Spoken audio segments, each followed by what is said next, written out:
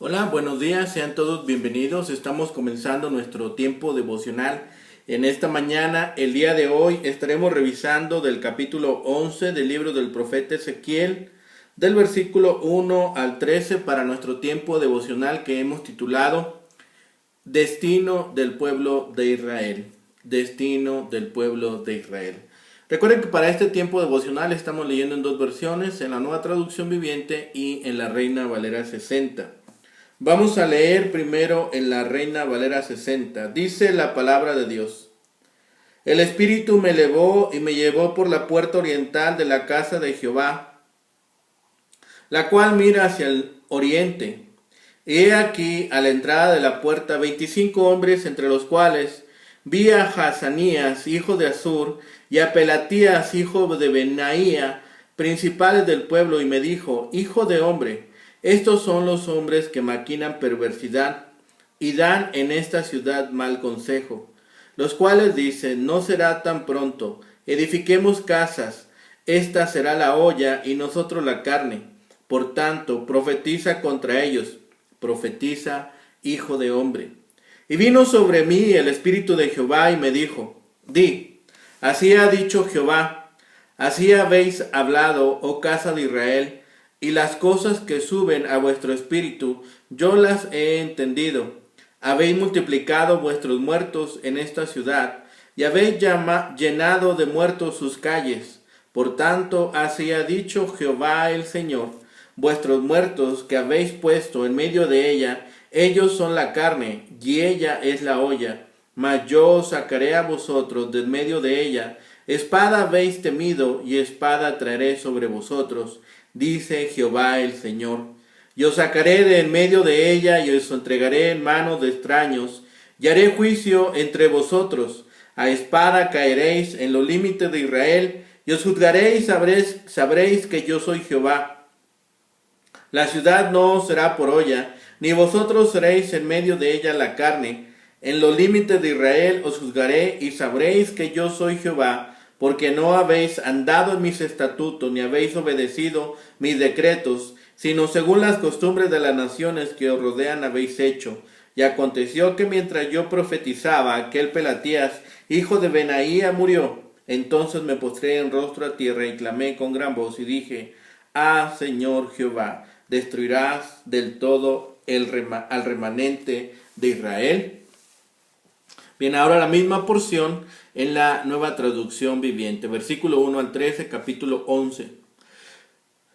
Luego, el Espíritu me levantó y me llevó a la entrada oriental del templo del Señor, donde vi a 25 hombres prominentes de la ciudad. Entre ellos estaban Hazanías, hijo de Azur, y Pelatías, hijo de Benaía, quienes eran líderes del pueblo.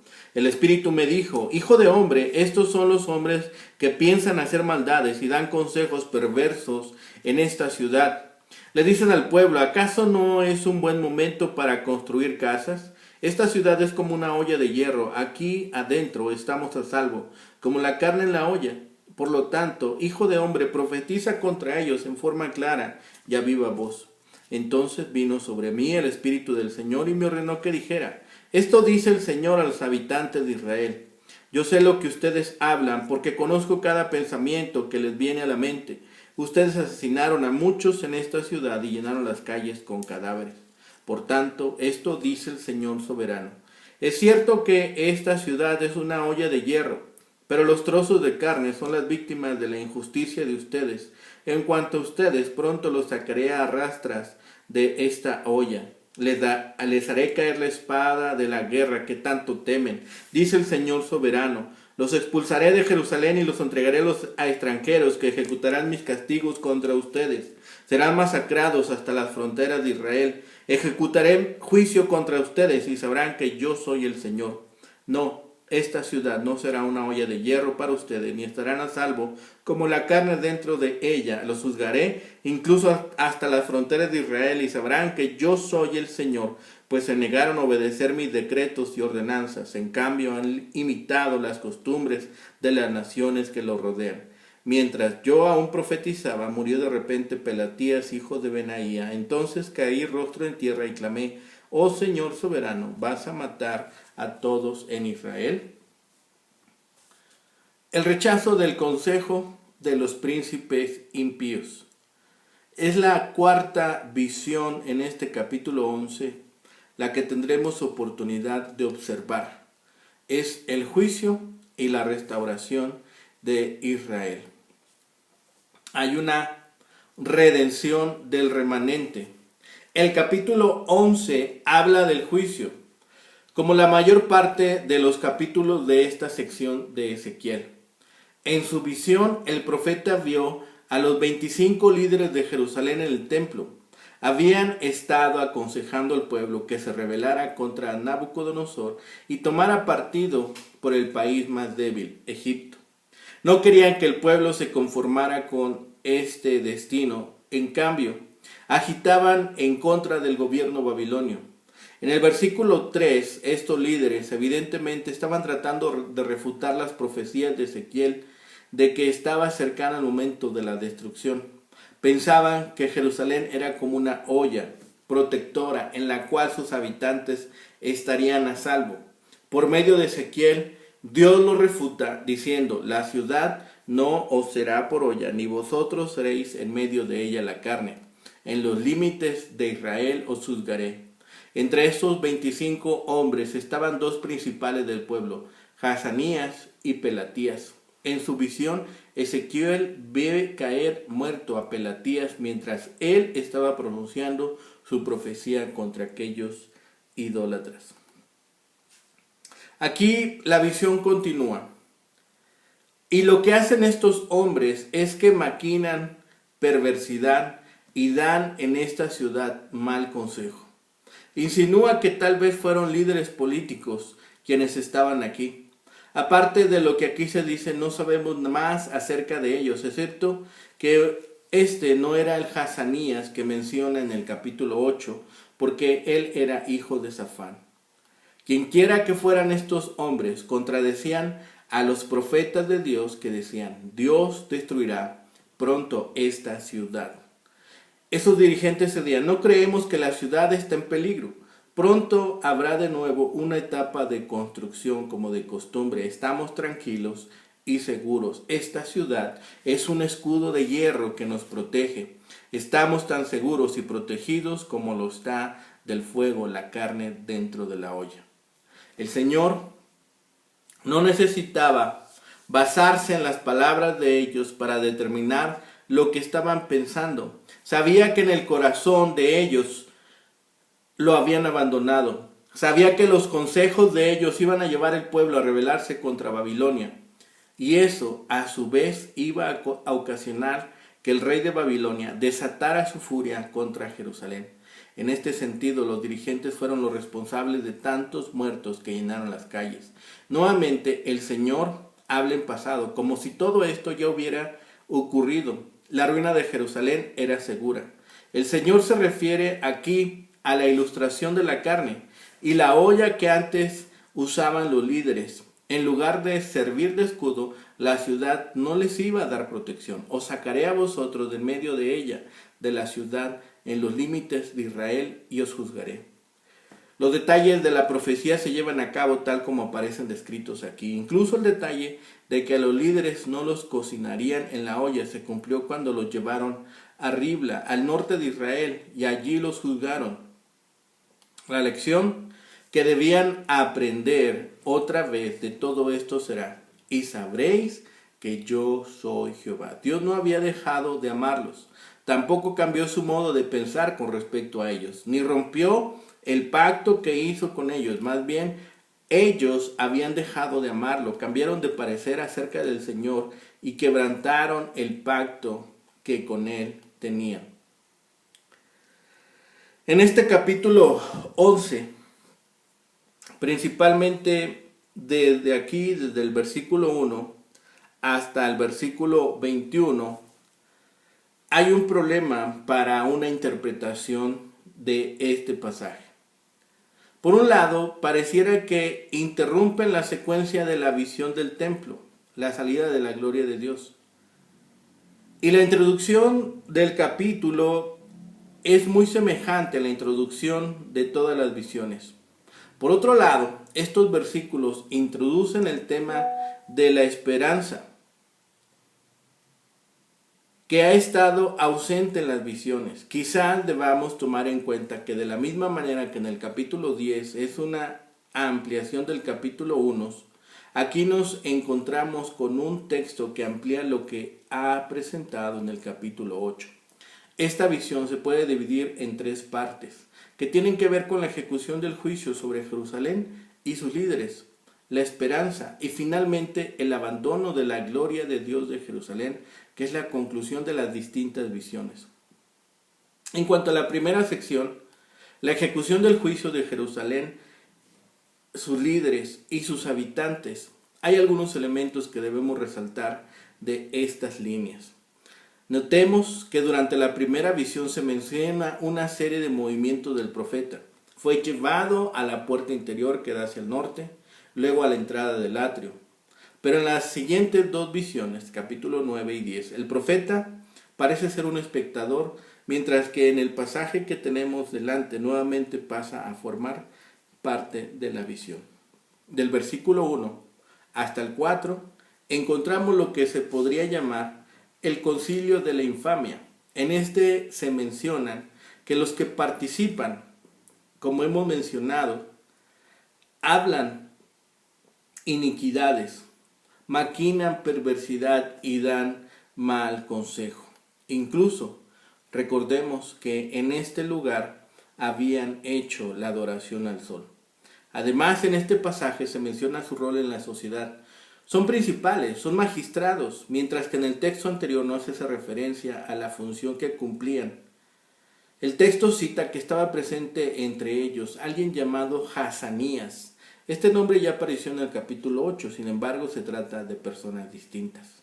No cabe duda, y hay pruebas de esto, de que era un nombre común en el periodo posexílico, pero además del nombre del hijo deberíamos detenernos en el nombre del padre, Asur. Por más de una razón debemos ver el significado del nombre. Se trata de una abreviación de la palabra que significa ayudado por Dios. Su forma más completa sería Azarías. Por el otro lado, es interesante notar que en Jeremías 28:1 se menciona a un falso profeta, Ananías, hijo de Asur.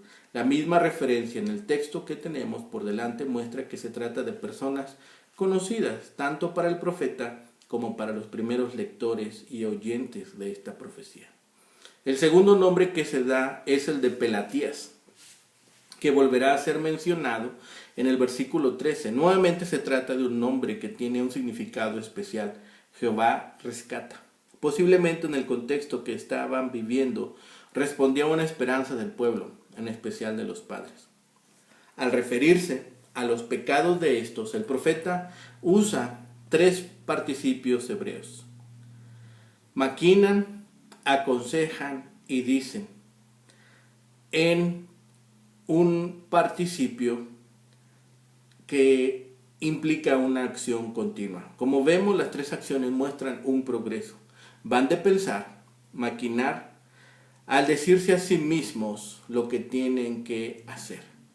En medio tratan de guiar a otros en estas circunstancias. El primer problema que vemos es acerca de la traducción. Algunos traducen como pregunta siguiendo la versión Septuaginta, otros la afirmación que se agrega en la palabra tiempo para el versículo 3. Finalmente, tanto en Reina Valera 60 como en otras versiones, dice edifiquemos casas, de acuerdo a lo que se va a declarar en la segunda parte del versículo y relacionado con Jeremías 28, la tercera parece ser la mejor traducción del texto. En este sentido, la interpretación sería que no está cercano el momento de castigo. Por eso tienen aún tiempo de construir casas, tanto físicas como la familia. La segunda parte del versículo 3 contiene un proverbio popular en la que la enseñanza sería que así como la olla protege a la carne, la ciudad protege a la carne. Seguramente no hay una explicación clara de esta ilustración. No debemos buscar más detalles ni rebuscar en algún significado adicional. Solamente se usa como un proverbio o dicho común en ese momento. Se sentían tan seguros como si estuvieran en una olla de acero. Aplicando de otra manera tendrían la misma suerte que la carne en la olla. La segunda parte de la interpretación de los versículos 4 al 13 pueden ser divididos en varias partes. Al mismo tiempo podemos notar que toman un punto de partida, que es el versículo 3. En la primera encontramos la orden que recibe el profeta. Luego le sigue la primera respuesta de Dios al proverbio en el que estaban confiados, respuesta que tenía que ver con la actitud que tenían. El énfasis está puesto en sus acciones. Finalmente, el versículo 13 presenta algo así como un epílogo de esta sección. En el versículo 4 podríamos llamar la introducción. Notamos que el profeta recibe la orden de Dios de profetizar. Tengamos presente que cuando hablamos de esta acción significa hablar en nombre de Dios, transmitir su mensaje, algo parecido a un sermón contemporáneo. La repetición de la orden señala el sentido de urgencia. Las dos respuestas están separadas porque cada una de las mismas comienza con una fórmula introductoria muy parecida. Así ha dicho Jehová. La repetición de esta orden tiene el sentido de confirmar el origen divino de las palabras que está pronunciando. Los versículos 5 o 6 no tienen como propósito condenar ni atacar a los destinatarios de las profecías, sino desenmascarar no solo sus acciones, sino también lo que había en su interior. Así tenemos el destino de Israel. La exhortación del profeta a pregonar en contra de los ancianos que anunciaban una falsa seguridad es la introducción.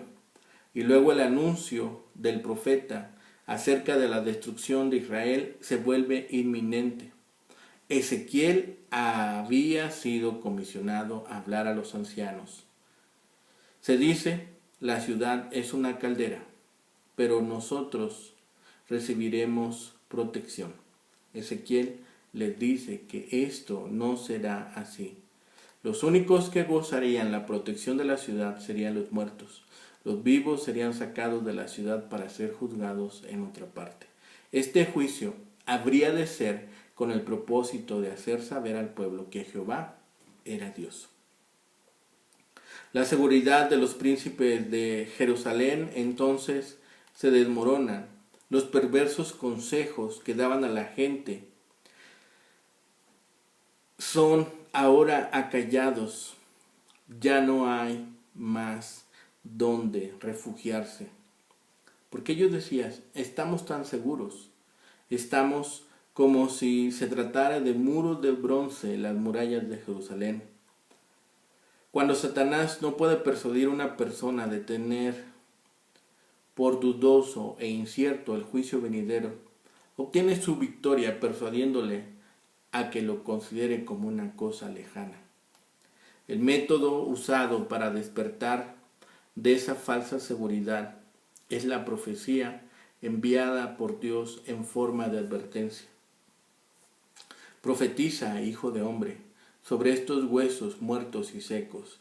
Deben percatarse que Dios sabe muy bien lo que están pensando, y las cosas que saben a vuestro espíritu, yo lo sé. A Dios no se le escapa ninguno de nuestros pensamientos, ni tampoco uno solo de los secretos motivos que influyen en nuestro modo de pensar y actuar.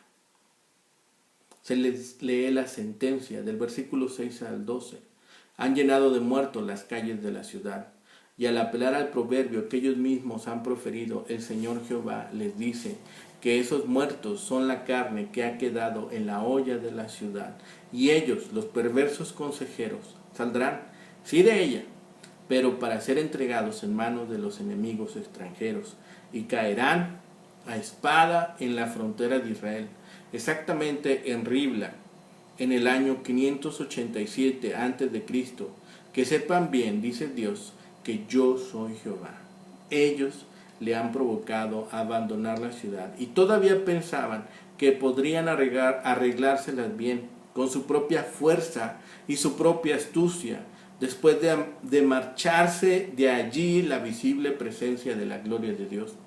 Pero Él les hace saber que no puede haber paz ni seguridad para los que han apostatado de su Dios. que sepan que todo esto es el castigo bien merecido por sus pecados y la revelación del justo juicio de Dios contra ellos. Esta palabra de amonestación fue seguida de una providencia de confirmación. Aquel Pelatías, hijo de Benaya, murió. Parece ser que esto lo contempló él en visión, pero era completamente seguro que cuando esta profecía se hiciese pública, la muerte de Pelatías sería ya un hecho real, y al mismo tiempo la prenda del completo cumplimiento de la profecía de Ezequiel sobre la suerte funesta que habían de correr los consejeros perversos de este capítulo. Aún cuando la muerte súbita de Pelatías era una confirmación de su profecía, Ezequiel se echó a temblar ante la perspectiva de las otras muertes que habían de seguirse, por lo que postrado en rostro en tierra clamó en gran voz, llenado de preocupación, lleno de esta angustia y de su amor por el pueblo de Israel. Y le dijo a Dios: «Ah, Señor, ¿destruirás del todo el remanente de Israel?». El profeta sacó de este incidente la conclusión de que la población entera de Israel iba a compartir el destino de Pelatías y perecer. En esta sección, el pueblo y los líderes políticos, que debieron poner el modelo de divinidad entre la comunidad, el hogar y el trabajo, reciben un juicio de muerte a espada profetizado contra ellos. No hay nada más que hacer. Su perversidad ha sido tan grande que ya no encontrarán refugio. Ellos decían: edifiquemos, construyamos. Estos oficiales proclamaban que los habitantes de Jerusalén estaban completamente seguros tras los muros de la ciudad. No había ningún peligro inminente. Por lo tanto, animaban a hacer nuevos proyectos de construcciones.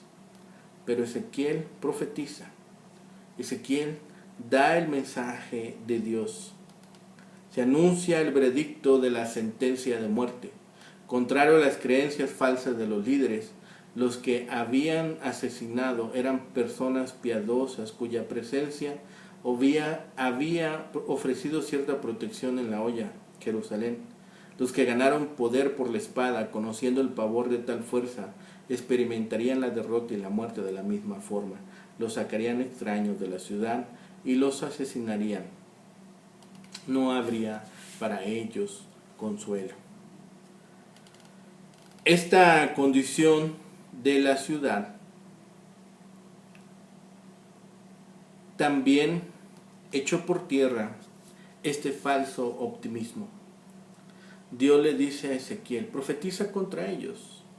Las declaraciones públicas de confianza eran una máscara para tapar los temores de la gente que buscaban seguridad a pesar de tener la amenaza permanente de Babilonia. Pero dentro de su mente temían ese ataque y las consecuencias que provocaría. Ezequiel cambió la imagen usada por los ancianos relacionada con la olla y la carne, y también usa nuevamente esa imagen para decirles que el juicio sobre ellos era inminente. El Espíritu había llevado a Ezequiel a la puerta oriental del templo, y el Señor le muestra la suerte ahora de aquellos hombres. Ellos dicen que no hay peligro, pero ellos no conocen lo que Dios ha decretado. Ellos habían matado ya a muchos en la ciudad, pero ahora ellos mismos serían sacados de ella y castigados por Dios mismo. No guardaron las leyes de Dios. Dios abandona su altar y su templo. Su castigo se completó cuando abandona Jerusalén. La puerta de la ciudad era el lugar donde los mercaderes y los políticos realizaban sus negocios. Por lo tanto, los 25 hombres pudieron haber representado a los gobernantes de la nación. Debido a sus puestos de liderazgo, eran responsables por descarriar al pueblo. Habían dicho que Jerusalén estaba segura, pero no era así. Sin Dios, la situación siempre es precaria. Dios sabía todo acerca de los israelitas, incluso en sus pensamientos, y sabe todo acerca de nosotros, incluso los pecados que tratamos de esconder.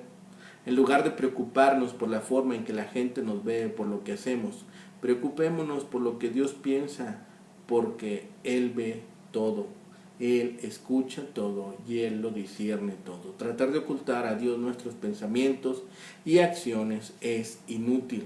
La única forma efectiva de tratar con el pecado es confesándole y pidiéndole a Dios que nos ayude a superarlo.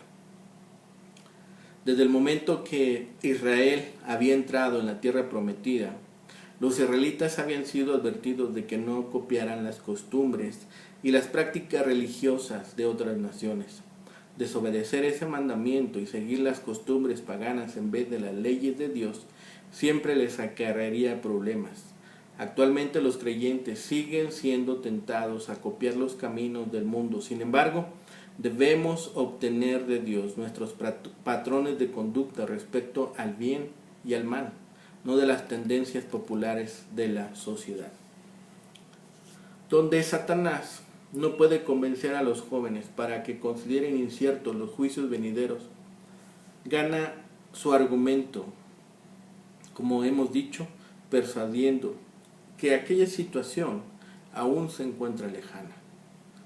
Aquellos hombres perversos que lideraban a Jerusalén osaron decir y confiar en sus fuerzas. Confiaron en los muros de la ciudad como si fueran muros de bronce, pensando en que no recibirían daño aunque fuera asediada la ciudad. Cuando los pecadores se halagan, cuando los pecadores confían en que jamás recibirán ningún castigo por sus actos, es hora de decirles que no tendrán paz si siguen por esos caminos. Nadie detendrá al enemigo si Dios no guarda la casa. Dios suele compadecerse en apartar a unos pecadores para advertencia de otros. Incierto es si Pelatías murió en esa época en Jerusalén o cuando se aproximaba el cumplimiento de la profecía. Como Ezequiel, nosotros debemos sentirnos afectados por la muerte súbita del prójimo al punto de implorar al Señor que tenga misericordia de los que quedan, que tenga misericordia de aquellos que aún están en oscuridad. La ceguera no es tan infrecuente, la necedad tampoco es lejana a nuestra actualidad. Cuando estallan los disturbios, una cosa es aplastarlos, pero es más importante encontrar las raíces de los disturbios y tratar de curar ese mal. En México tenemos el dicho, tratar de ocultar el sol con un dedo. Eso no soluciona nada. Necesitamos buscar las raíces y encontrar el mal. Lo cierto es que aquel concilio había declarado que aún existía tiempo, pero la mano de Jehová ya estaba lista para ejecutar un juicio. La mano de Dios está hoy lista para ejecutar su juicio. Cuidemos nuestros pasos, cuidemos nuestros pensamientos y atendamos lo que es realmente importante, buscar a Dios y buscar su rostro, obtener su perdón y ser salvos en Cristo Jesús. Oremos. Bendito Padre Celestial, gracias te damos, Señor, por tus bendiciones, por tu amor, por tu gracia, Señor, y porque en todo tiempo podemos observar tu majestuosidad, tu poder y tu gloria, Señor. Padre bendito, ahora te rogamos, Señor, por nosotros mismos, por nuestras familias, por nuestros seres queridos, Señor, porque muchas veces hemos pecado, Señor, con orgullo y soberbia, confiando en nuestras propias fuerzas y en nuestro propio entendimiento, Señor. Permite que siempre y en todo tiempo podamos confiar solamente en ti. Gracias, Padre, porque ahora nos permites vivir en paz, estar confiados, que aunque nuestra vida, Señor, sea cortada en esta tierra, jamás seremos cortados de tu presencia. Señor, Permite que otros puedan tener la misma seguridad que nos permites a nosotros. Y permítenos, Señor, también seguir compartiendo de tu evangelio a todos aquellos, Señor, que no te conocen. Gracias, Padre, por todas tus bendiciones. Todo lo rogamos y pedimos en el bendito nombre de Cristo Jesús, Señor y Salvador nuestro. Amén. Que tengan un excelente día. Que el Señor les bendiga.